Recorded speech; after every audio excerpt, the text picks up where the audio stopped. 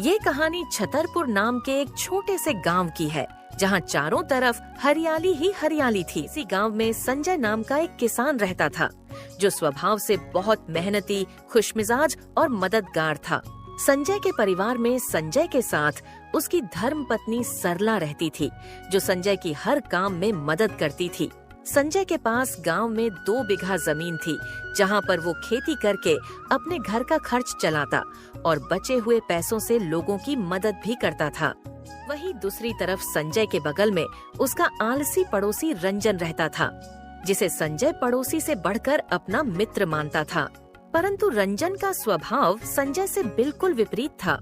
उसमें कूट कूट के आलसपन भरा था और उसे गांव में घूम घूम कर लोगों के साथ गपशप करना पसंद था।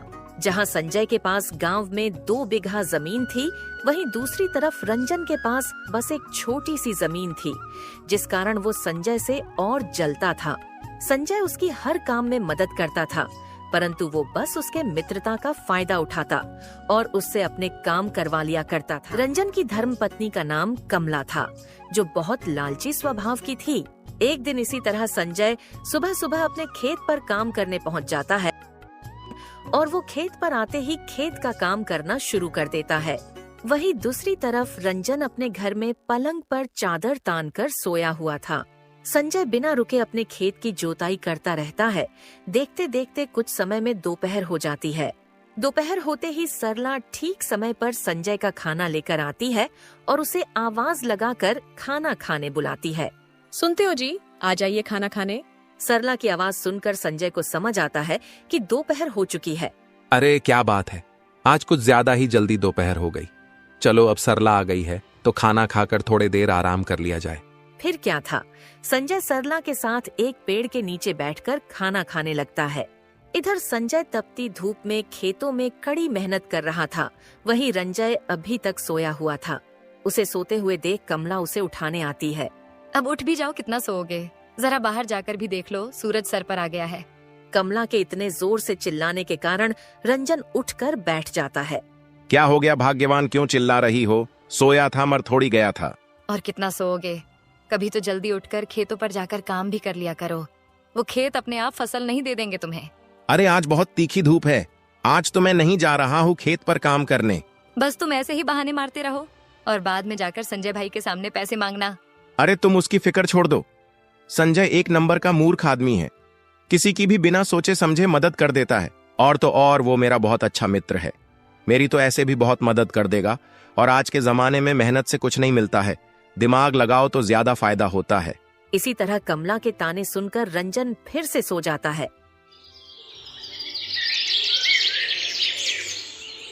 देखते देखते शाम हो जाती है। तभी गांव के मुखिया का बेटा राजू दौड़ता हुआ संजय के घर पर आता है और संजय से बोलता है, काका, दादी की तबीयत अचानक बहुत खराब हो गई है, वो आपको बुला रही है, जल्दी चलिए। दादी की खबर सुनकर संजय फौरन राजू के साथ दादी की तबीयत देखने भागता है। दादी का नाम सीमा देवी है। पूरे गांव में दादी का वैसे तो कोई अपना नहीं था, पर संजय दादी का पूरा खर्च उठाता और देखभाल करता। क्या हुआ दादी, अचानक क्या हो गया आपको? राजू जा फटाफट से डॉक्टर काका को लेके आ जा। संजय के कहते ही राजू डॉक्टर को लेने चला जाता है। बोलो दादी, राजू बोल रहा था कि आप मुझे बुला रहे थे, कुछ काम है तो बोलो। कुछ नहीं संजय बेटा, पता नहीं अचानक मुझे बेचैनी लगने लगी तो मुझे लगा मेरा अंतिम समय आ गया है, तो सोचा तुम्हें एक बार देख लूं तो मैं चैन से जा सकती हूँ। नहीं दादी, ऐसा मत बोलो, अभी तो आपको और जीना है। इसलिए दादी मैं आपको कब से बोल रहा हूँ, मेरे साथ चलकर रहिए ताकि सरला आपकी हमेशा देखभाल कर सके। नहीं बेटा, तुम तो जानते हो मेरी पूरी जिंदगी इस घर में गुजरी है और अब अपने अंतिम समय में मैं इसको छोड़कर नहीं जा सकती।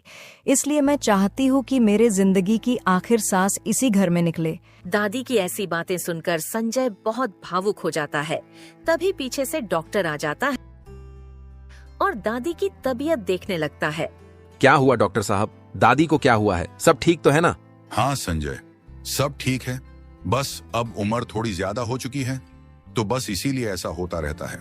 पर अब इनका थोड़ा ज्यादा ध्यान रखना होगा। हो सके तो इनके साथ हमेशा किसी ना किसी को रहना चाहिए। ठीक है डॉक्टर साहब, अब से मैं इनका ज्यादा ध्यान रखूंगा। बाकी सब ठीक तो है ना? कोई परेशानी की बात तो नहीं है ना? हाँ संजय, बाकी इनकी तबीयत ठीक है और मैंने कुछ दवाई लिख दी है। समय समय पर इनको देते रहना और अब से थोड़ा ज्यादा ध्यान देना। डॉक्टर दादी की तबीयत देखने के बाद वहाँ से चला जाता है। सुना ना दादी, डॉक्टर साहब ने बोला कि अब से आपकी ज्यादा देखभाल करनी होगी और वो सिर्फ आपके पास रहकर ही हो सकेगा। हाँ बेटा, पर मुझे अब ठीक लग रहा है। तुम्हें मेरी ज्यादा चिंता करने की जरूरत नहीं है। नहीं दादी, अब से मैं और सरला हमेशा आपके पास रहेंगे। अगर आप हमारे साथ हमारे यहाँ नहीं आ सकती तो क्या हुआ, हम तो आपके पास रह सकते हैं ना। मैं कल ही मेरा और सरला का सामान लेकर यहाँ आ जाऊंगा। ठीक है बेटा, जैसा तुमको सही लगे। राजू बेटा, हो सके तो तुम दादी के पास थोड़ी देर रुको। मैं अभी जाकर सरला को यहाँ भेज देता हूँ ताकि आज रात वो दादी के साथ रुक सके। फिर क्या था, संजय राजू को दादी के पास रहने को कहकर वहाँ से अपने घर चला जाता है। संजय फटाफट से अपने घर पहुँच जाता है और उसे देखकर सरला पूछती है, क्या हुआ जी, अब कैसी है दादी की तबीयत? सरला दादी की तबीयत फिलहाल तो ठीक है, पर डॉक्टर साहेब ने बोला कि अब हमें उनकी थोड़ी ज्यादा देखभाल करनी होगी। इसलिए अब से हम ये घर छोड़कर दादी के घर पर रहेंगे ताकि हम उनके पास हमेशा रह सके। ये तो बहुत अच्छा रहेगा। इससे हम में से कोई ना कोई हमेशा उनके आसपास रहेगा तो हम उनका ज्यादा ध्यान रख सकेंगे। सरला, तुम्हें आज रात दादी के पास रुकना होगा। मैं कल अपने साथ हमारे काम लायक सामान लेकर वहाँ आ जाऊंगा। संजय से बात करने के बाद सरला दादी के घर के लिए निकल जाती है।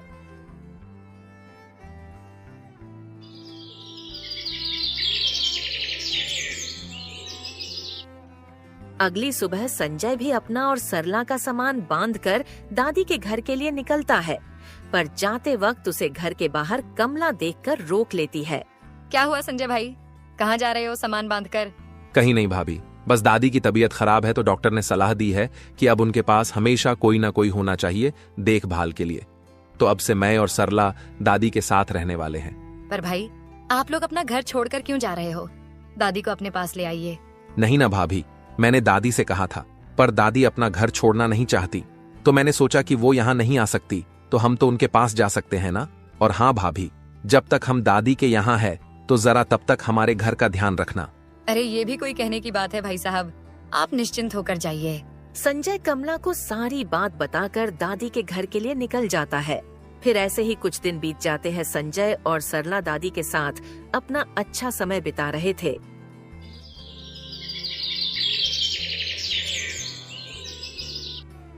तभी अचानक एक दिन दादी की तबीयत बहुत खराब हो जाती है और उस समय पर संजय खेत पर गया होता है तो दादी सरला को आवाज देकर बुलाती है।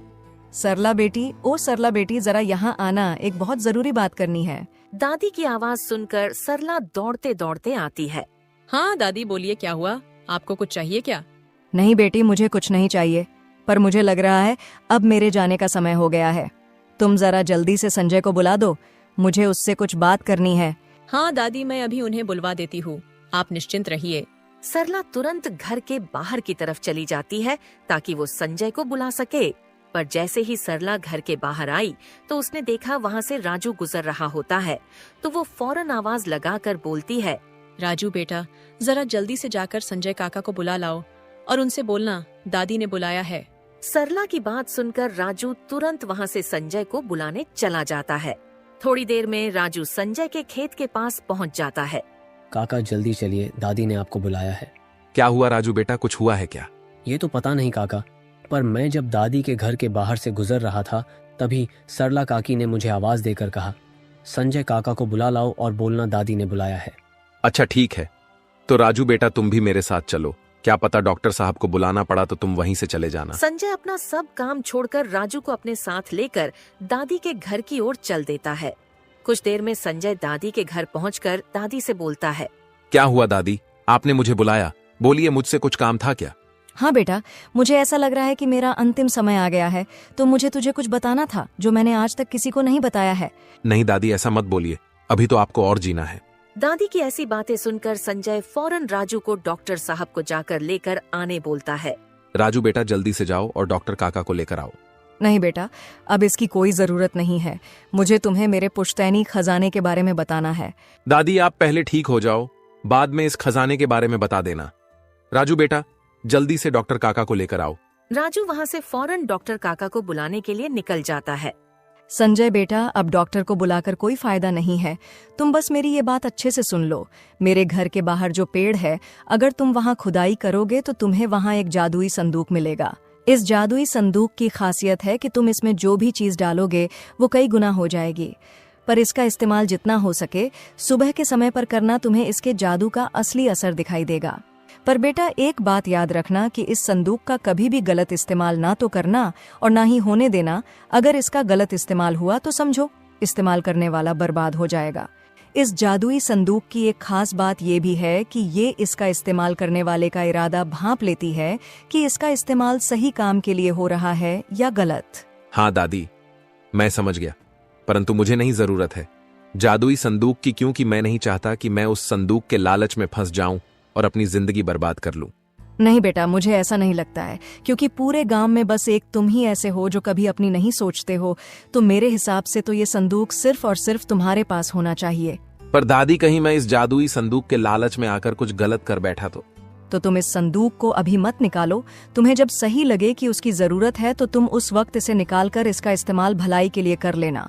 और हाँ, अगर तुम्हें लगे कि इसका गलत इस्तेमाल हो रहा है तो इसे फिर से लाकर वहीं जमीन में गाड़ देना। ठीक है दादी, जब मुझे लगेगा कि इसकी जरूरत है तो मैं इसको जमीन से निकाल लूंगा। संजय से बात करते करते अचानक दादी की आंखें बंद हो जाती है। दादी, क्या हुआ दादी? आंखें खोलो दादी, कुछ तो बोलो दादी। पीछे से डॉक्टर आ जाता है और दादी की नब्ज जांचने लगता है। संजय भाई, दादी अब नहीं रही। डॉक्टर की ये बात सुनकर संजय और सरला रोने लगते हैं।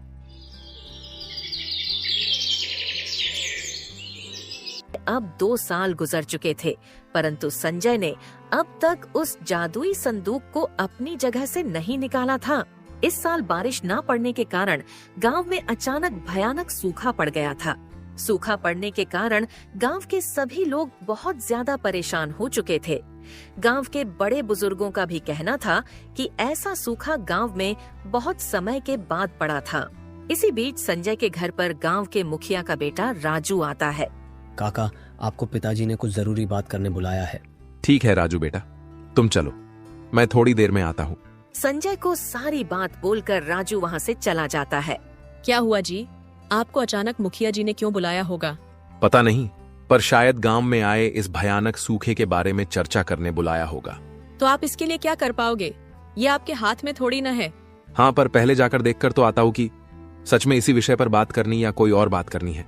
ठीक है, जैसा आपको ठीक लगे, पर आप खाना वगैरह खाकर जाना, क्या पता कितने देर तक आप लोगों की बात चले। फिर क्या था, संजय खाना वगैरह खाकर गांव के मुखिया के घर पर पहुंच जाता है। काका, आपने मुझे बुलाया था, बोलिए, कोई जरूरी बात करनी है क्या? संजय, गांव पर आई इस विपदा से तुम भली भांति परिचित हो। पानी की कमी और सूखे के कारण गांव के लोगों का जीवन दूभर हो गया है।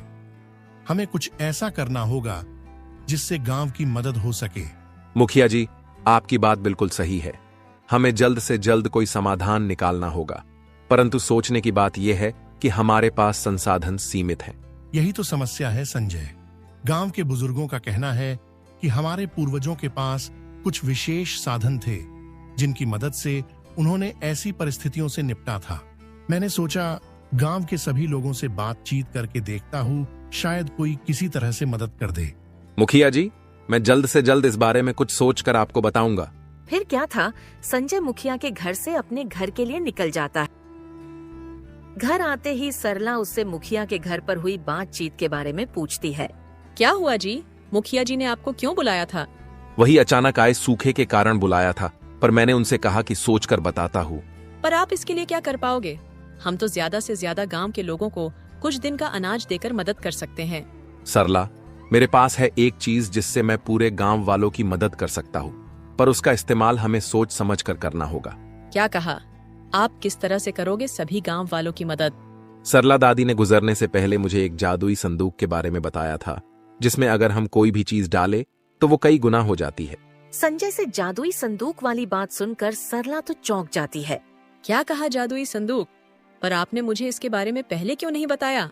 वो इसलिए क्योंकि दादी ने मुझे सावधान भी किया था कि इस जादुई संदूक में इतनी ताकत है कि इसमें डाली गई किसी भी चीज को ये कई गुना कर सकता है। पर अगर इसकी लालच में आकर इसका गलत इस्तेमाल किया गया तो ये संदूक उसको बर्बाद भी कर सकता है। इसलिए मैंने सोचा कि जब मैं अपने निजी जिंदगी में बहुत खुश था तो मैंने आज तक उसके बारे में कभी सोचा भी नहीं था, पर अब हम इसका इस्तेमाल गांव वालों की सहायता के लिए कर सकते हैं। ये तो बहुत अच्छा रहेगा। आप जाइए और उस जादुई संदूक को ले आइए। संजय तुरंत अपने घर से निकल जाता है और दादी के घर के पास वाले पेड़ के पास खुदाई का काम शुरू कर देता है। थोड़ी देर बाद उसको वो जादुई संदूक मिल जाता है। चलो अब इसे लेकर घर चलता हूँ और फिर देखता हूँ इसका चमत्कार। संजय उस जादुई संदूक को लाकर अपने घर के बिस्तर पर रख देता है। सरला, ये रहा वो जादुई संदूक। बताओ सबसे पहले इसमें क्या डालकर देखे। अब इस मौके पर हम गांव वालों को अनाज देकर ही मदद कर सकते हैं, तो सबसे पहले इसमें हमें गेहूं का दाना डालकर देखना चाहिए। ठीक है सरला, जाओ और जाकर गेहूं का दाना लेकर आओ। सरला तुरंत रसोई में जाकर गेहूं का दाना लाकर उस जादुई संदूक में डाल देती है। देखते ही देखते पूरा संदूक गेहूं के दानों से भर जाता है। संदूक का ये जादू देखकर तो दोनों पति पत्नी हैरान हो जाते हैं और इसका इस्तेमाल गांव के लोगों के लिए करने का निश्चित करते हैं। क्या बात है, ये तो कमाल का संदूक है। इससे तो हम पूरे गांव वालों को आराम से मदद कर सकते हैं। हाँ सरला, पर याद रहे कि ये बात फिलहाल सिर्फ हम दोनों के बीच में रहनी चाहिए, ताकि इसका कोई गलत इस्तेमाल ना कर ले।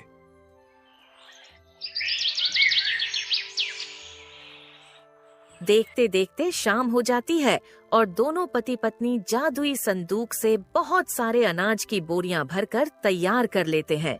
अब हमें ये काम रोकना होगा, क्योंकि दादी ने कहा था कि इसका असली जादू सिर्फ सुबह के समय पर दिखाई देगा, और शाम हो चुकी है और मेरे हिसाब से इतनी बोरियां काफी है। अगर लगा तो मुखिया जी को पूछकर और भेज देंगे। अब कल सुबह मैं एक एक करके सारी बोरियां मुखिया काका के घर पर रखाऊंगा, ताकि वो अपने हिसाब से सारे गांव वालों में अनाज बांट दे, ताकि जरूरतमंदों की मदद हो सके। जी, ये अच्छा रहेगा, पर उनको बोल देना कि हो सके तो ये बात किसी को भी न बताए कि ये अनाज आपने गांव वालों को बांटने के लिए दिया है, वरना लोगों को शंका हो सकती है कि इतने भयानक सूखे में भी आप अनाज का दान कैसे कर रहे हो। हाँ सरला, मैं ये बात तो मुखिया जी को जरूर से बोल दूंगा।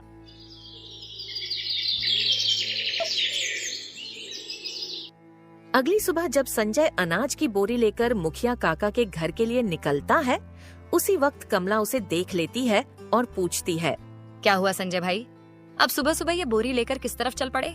कमला का ये सवाल सुनकर संजय थोड़ा हिचकिचा जाता है और सोचने लगता है, अगर मैंने कमला भाभी को बता दिया कि मैं अनाज की बोरी लेकर जा रहा हूँ और वो भी मुखिया जी को देने, ताकि वो जरूरतमंदों को दे सके, तो वो पक्का इस बात तो रंजन को बता देंगी, और अगर ये बात फैल गई तो जादुई संदूक को चुराने का खतरा हो सकता है। अभी के लिए भाभी को झूठ बोल देता हूँ। कहीं नहीं भाभी, मुखिया जी से कुछ अनाज लिया था तो बस वही लौटाने जा रहा हूँ। कमला को संजय की बातों में झूठ दिखाई देता है तो वो मन ही मन सोचने लगती है, संजय भाई और उधार, ये बात कुछ हजम नहीं हुई, और तो और ऐसा भयानक सूखे में वो अनाज वापस करेंगे, ये बात भी हजम नहीं हुई। कुछ तो गड़बड़ है। चलो अभी के लिए इन्हें जाने देती हूँ।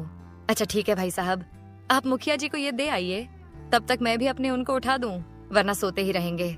ठीक है भाभी, तो मैं चलता हूँ। इतना बोलकर संजय अपने अनाज की बोरी उठाकर चल पड़ता है। संजय के जाने के बाद कमला तुरंत घर के अंदर जाकर रंजन को उठाने लगती है। उठिए जी, कितना सोओगे? बाहर जाकर देखो, ऐसे भयानक सूखे में भी संजय भाई अनाज की बोरी मुखिया को देने जा रहे हैं। कमला के इतना जोर से चिल्लाने के कारण रंजन उठकर बैठ जाता है। अब क्या आफत आन पड़ी जो तुम इतना चिल्ला रही हो? अरे संजय भाई को मैंने देखा कि वो एक बोरी लेकर मुखिया के यहाँ गए हैं। हाँ, तो उसमें इतना चौंकने वाली क्या बात है? एक बोरी मुखिया को दे दी तो क्या हो गया? तुम्हें कुछ समझता भी है या नहीं? ऐसे भयानक सूखे में कौन अपने घर का अनाज किसी को देता है? तुम्हें कैसे पता कि उसमें अनाज है? संजय भाई जब बोरी लेकर जा रहे तो मैंने उनसे पूछा था। तुम्हें पता है उन्होंने क्या कहा था? उन्होंने कहा, पिछले महीने मुखिया काका से अनाज उधार लिया था, वो वापस करने जा रहा हूँ। क्या कहा उधार? और वो भी संजय? फिर तो पक्का कुछ ना कुछ तो गड़बड़ है। इसलिए तो बोल रही हूँ, उठो और एक बार जाकर देखो चक्कर क्या है। ठीक है, मैं अभी पता लगा कर आता हूँ कि चक्कर क्या है। रंजन जैसे ही बाहर आता है तभी वो देखता है कि संजय फिर एक बोरी लेकर जा रहा है। अब उसे पक्का कुछ गड़बड़ लगती है। रंजन भी संजय का पीछा करने लगता है। पीछा करते करते वो देखता है संजय फिर से मुखिया के घर की तरफ जा रहा है। अब तो पक्का कुछ गड़बड़ है। ये संजय 2 बोरी अनाज का ऐसे ही थोड़ी दे देगा मुखिया को।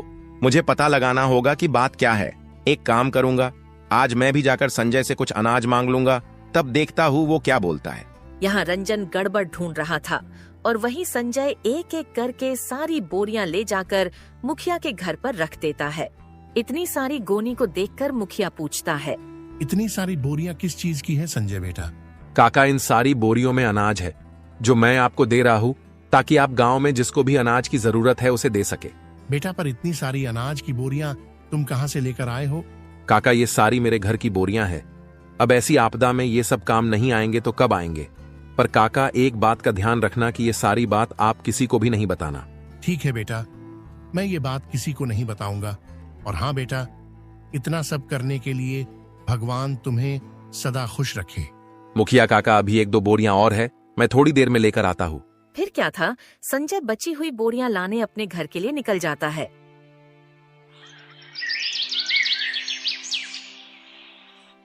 उसी शाम रंजन संजय के घर पहुंच जाता है और रंजन को अचानक देखकर संजय बोलता है, अरे रंजन भाई, इतनी रात गए, क्या हुआ? कोई बात है क्या? हाँ भाई, एक छोटी सी मदद की जरूरत थी तुम्हारी, इसीलिए चला आया। हाँ बोलो ना भाई, मैं क्या मदद कर सकता हूँ तुम्हारी? भाई, वो मेरे घर का राशन खत्म हो गया था और फिलहाल मेरे पास पैसे भी नहीं है कि मैं दुकान से ले आऊं, तो सोचा तुमसे थोड़ा ले लेता हूँ। जैसे ही मेरे पास आएंगे मैं तुम्हें वापस कर दूंगा। बस इतनी सी बात। बोलो भाई, कितना चाहिए और क्या चाहिए, मैं तुम्हें लाकर दे दूंगा। रंजन तो संजय की बात सुनकर चौंक जाता है और सोचने लगता है, कितना और क्या? बोल तो ऐसे रहा है जैसे मैं जो बोलूंगा दे देगा। भाई, तुमसे जितना हो सके उतना चावल दे दो, बस, और कुछ नहीं। ठीक है भाई, मैं अभी तो नहीं दिला पाऊंगा, पर तुम कल सुबह सुबह आना और ले जाना। रंजन को संजय की बात नहीं समझी। वो फिर से सोचने लगा, अभी नहीं दिला सकता, पर सुबह सुबह ले जाना। अभी नहीं है तो सुबह कहाँ से आ जाएंगे? एक काम करता हूँ, अभी निकलता हूँ यहाँ से और थोड़ी देर जासूसी करके देखता हूँ कि ये कहाँ से दिलाने वाला है मुझे चावल। फिर क्या था, रंजन वहाँ से चला जाता है और खिड़की के बाहर से संजय के घर के अंदर नजर रखने लगता है। वही दोनों पति पत्नी आपस में बात करने लगते हैं। सरला, 1 बोरी चावल की हमें और बनानी होगी रंजन भाई के लिए। वो थोड़ी देर पहले आया था, मैंने उसे बोल दिया कि कल सुबह आकर ले जाना। ठीक है जी, अभी तो हम जादुई संदूक का इस्तेमाल नहीं कर सकते, पर कल सुबह सुबह सूरज के उगने के बाद हम जादुई संदूक से रंजन भाई साहब के लिए भी 1 बोरी चावल की बना देंगे। खिड़की के बाहर खड़े रंजन ने सरला की बात सुन ली थी और फिर वो सोचने लगता है, अच्छा, तो इन लोगों के हाथ जादुई संदूक लगा है, तभी इतने भारी सूखे में भी अनाज बांटा जा रहा है। रुको, आज ही रात को इसे चुरा लेता हूँ। फिर क्या था, जैसे ही संजय और सरला सो जाते हैं तो उनके घर में रंजन धीरे से घुस आता है और जादुई संदूक को ढूंढने लगता है। रंजन को वो जादुई संदूक संजय के अंदर वाले कमरे में मिल जाता है, जिसे लेकर वो सीधे अपने घर के लिए निकल जाता है। अभी तक कमला को इस संदूक की सच्चाई पता नहीं थी, इसलिए कमला रंजन पर भड़की हुई थी। वो जब घर उस जादुई संदूक को लेकर आया तब कमला ने उससे पूछा, मतलब तुम इस संदूक के चक्कर में संजय भाई के घर पर इतनी रात को गए थे? सरला, ये कोई मामूली संदूक नहीं है, ये जादुई संदूक है। तुम जो बोल रही थी ना, संजय मुखिया को इतने भयानक सूखे में भी अनाज देने जा रहा था, वो सब इसका कमाल है। और संजय ने एक नहीं, कम से कम 10 बोरी अनाज मुखिया के घर पर पहुंचाया है, वो भी इसी संदूक की मदद से। मैं कुछ समझी नहीं, जरा ठीक से बताओ। मैं तुम्हें बताऊंगा नहीं, दिखाऊंगा, पर अभी नहीं, सुबह। मैंने सरला भाभी के मुंह से सुना कि ये सिर्फ दिन के समय पर काम करता है, तो कल सुबह सूरज उगने के बाद मैं तुम्हें इसका जादू दिखाऊंगा।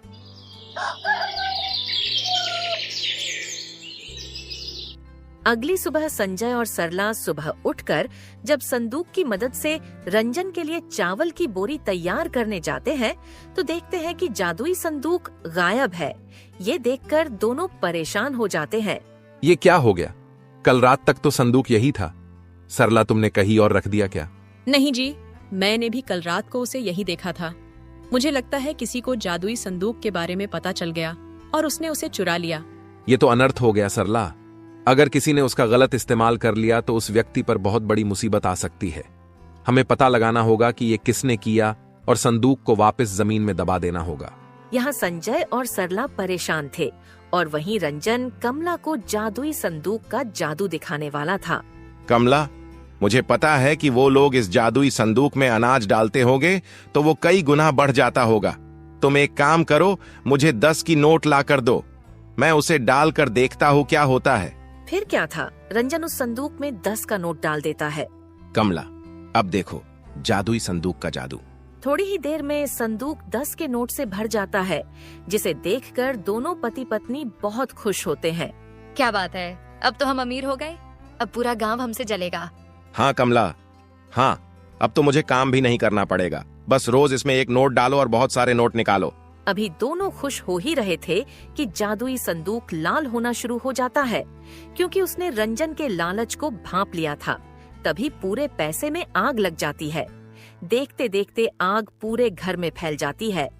आग को देख रंजन और कमला घर के बाहर आ जाते और रोने लगते हैं। वही बगल वाले घर से संजय और सरला भी जादुई संदूक की खोज के लिए बाहर आते और देखते हैं कि रंजन का पूरा घर आग की लपटों से घिर गया है। सरला, मुझे लगता है संदूक पक्का रंजन भाई के घर पर ही है।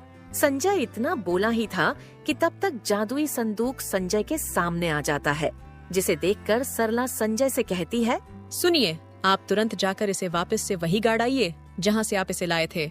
फिर क्या था, संजय जादुई संदूक को फिर से ले जाकर दादी के घर के पास वाले पेड़ के नीचे गाड़ देता है। दोस्तों, इस कहानी से हमें 2 सीख मिलती है। पहली तो हमें कभी जीवन में लालच नहीं करना चाहिए, और दूसरी, हमें जब तक किसी चीज के बारे में पूरी जानकारी न हो, उस काम को करने से पहले कम से कम 10 बार सोचना चाहिए, क्योंकि अधूरा ज्ञान इंसान का कभी कभी सबसे बड़ा शत्रु साबित होता है। तो दोस्तों, कहानी आपको कैसी लगी हमें कमेंट में जरूर बताएं। अगर आपको हमारी मेहनत पसंद आई हो तो हमारे चैनल को सब्सक्राइब करना न भूलें और बेल आइकन दबाएं, ताकि नई कहानियों की नोटिफिकेशन सबसे पहले आपको मिले। धन्यवाद।